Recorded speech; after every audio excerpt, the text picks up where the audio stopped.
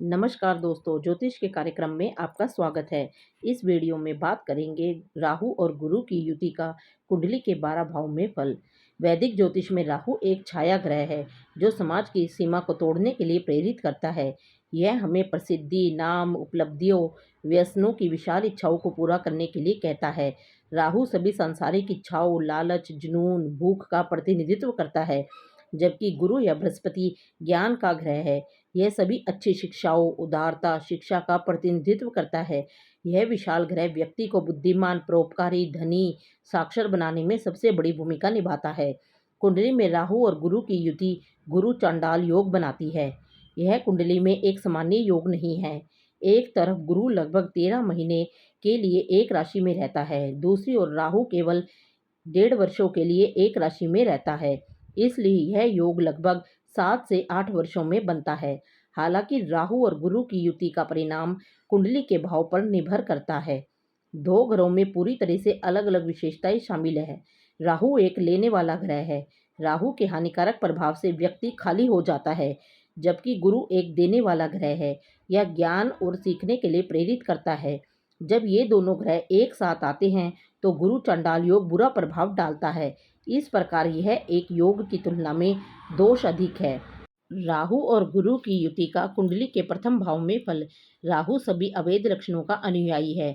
यह आक्रामकता, कपटता, स्वार्थ को दर्शाता है और बृहस्पति सीखने और कौशल के विस्तार को दर्शाता है। ज्योतिष के प्रथम भाव लगन भाव बाहरी शरीर, अहंकार, आत्म अभिव्यक्ति, आदतों, बचपन और स्वभाव का प्रतिनिधित्व करता है। यहाँ राहु और बृहस्पति मिलकर जातक को शुभ फल देते हैं। यह युति उन्हें ज्ञान और उच्च शिक्षा का साधक बनाती है। योग के सकारात्मक परिणाम के रूप में मूल, उच्च ज्ञान व प्रभावशाली धार्मिक परोपकारी बनते हैं। ऐसे जातक अक्सर शिक्षक, धार्मिक संरक्षक बनते हैं। वे वेदों और आध्यात्मिक अध्ययन में निष्णात होते हैं। राहु और गुरु की युति का कुंडली के दूसरे भाव में फल। ज्योतिष का दूसरा भाव वित्त को दर्शाता है। इसे वित्त भाव या धन भाव भी कहा जाता है। यह भाव वित्त, समृद्धि और भाग्य का भी प्रतिनिधित्व करता है। यह भाव बोलने के तरीके को भी प्रदर्शित करता है। इस भाव में गुरु और राहु अलग अलग परिणाम देते हैं। इस युति के परिणाम स्वरूप जातक एक अत्यधिक आक्रामक स्वर के हो जाते हैं। साथ ही वे अत्यधिक तर्कशील और जिद्दी हो जाते हैं। अपने अति आक्रामक लहजे के कारण वे अक्सर विवादों में रहते हैं। स्वभाव के कारण वे अपने परिवार और घर से बहुत दूर रहते हैं। राहु के प्रभाव के रूप में वे जिद्दी हो जाते हैं और वे सब कुछ हासिल करना चाहते हैं जो भी उनकी आंखों के सामने हो। राहु और गुरु की युति का कुंडली के तीसरे भाव में फल। तीसरा भाव मानसिक झुकाव का क्षेत्र है। यह भाव याद करने की अक्षमता, कौशल, सीखने की अक्षमता, आदतों, भाई, यात्रा और पड़ोसियों पर शासन करता है। इस भाव में विशेष रूप से राहु यात्राओं में शानदार परिणाम देता है। प्रभाव के साथ जातक विभिन्न प्रयोजनों के लिए कई विदेशी भूमि की यात्रा करते हैं। गुरु की कृपा से वे अवसरों को जल्दी से पा लेते हैं और ऐसा कुछ भी नहीं है जो वो नहीं कर सकते हैं। तीसरे भाव में इस युति के परिणाम स्वरूप मीडिया क्षेत्र में जातक सफल हो जाते हैं। वे डिजिटल मीडिया में नाम और शोहरत कमा सकते हैं। साथ ही वे महान लेखक या कलाकार बन सकते हैं।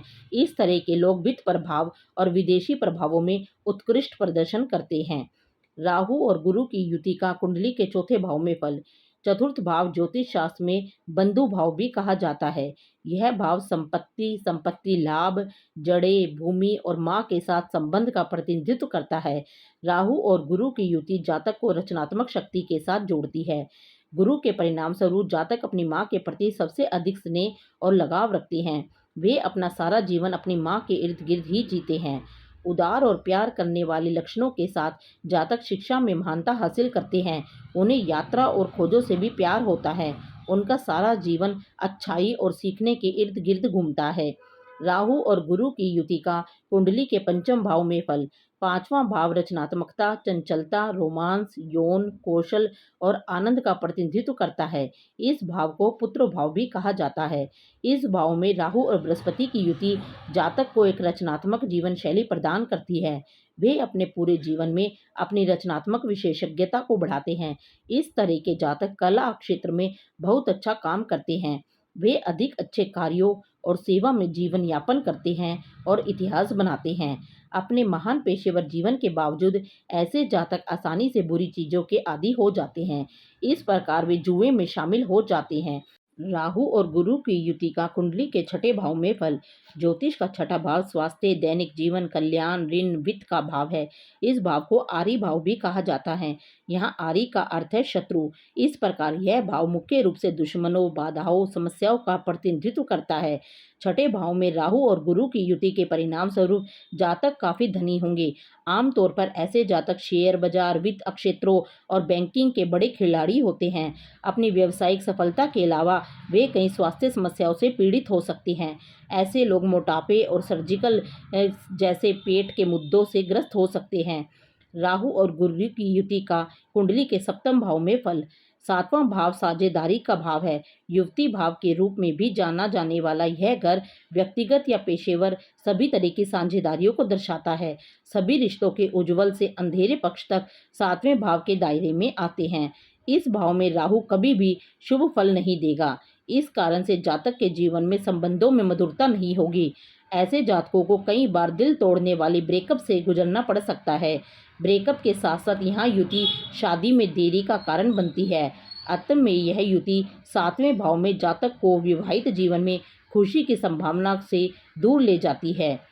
राहु और गुरु की युति का कुंडली के अष्टम भाव में फल। आठवां भाव अचानक घटनाओं का भाव है। इसे रद्र भाव भी कहा जाता है। यह भाव मृत्यु, दीर्घायु, अचानक लाभ, अचानक हानि को नियंत्रित करता है। आठवें भाव में राहु और गुरु की युति सबसे खतरनाक है। राहु की तुलना में गुरु रचनात्मक तरीके से मजबूत है। इस प्रकार जातक आध्यात्मिक ज्ञान प्राप्त करता है। हालांकि वे रहस्यमय मार्ग का अनुसरण करने में गहरी रुचि रखते हैं। इस तरह के जातक गुप्त ज्ञान एकत्रित करते हैं। वे आध्यात्मिक शिक्षक, ज्योतिषी, भाग्य बताने वाला बन सकते हैं। रहस्यमय चीजों के साथ आकर्षण के साथ ये जातक अनुसंधान की अक्षमता से जुड़ते हैं। इस प्रकार वे वैज्ञानिक के क्षेत्रों में महान खोज कर सकते हैं। अचानक घटनाओं के कारक के कारण इस तरह की ग्रह स्थिति वाले जातकों को अचानक नुकसान होने की संभावना है। उनकी सफलता के रास्ते में कई दुश्मन और बाधाएं भी हो सकती हैं। राहु और गुरु की युति का कुंडली के 9वें भाव में फल। ज्योतिष का 9वां भाव उच्च शिक्षाओं का भाव है। इस घर को धर्म भाव भी कहा जाता है। यह भाव कर्म, धार्मिक प्रवृत्ति, नैतिकता, उच्च शिक्षा, आध्यात्मिक शिक्षा, दान और दान के प्रति मानसिक झुकाव पर शासन करता है। यह युति यहाँ ठीक परिणाम देती है। यह जातकों को शिक्षक और आध्यात्मिक मार्गदर्शक बनाती है। इस भाव में संयोजन उत्कृष्ट परिणाम देता है।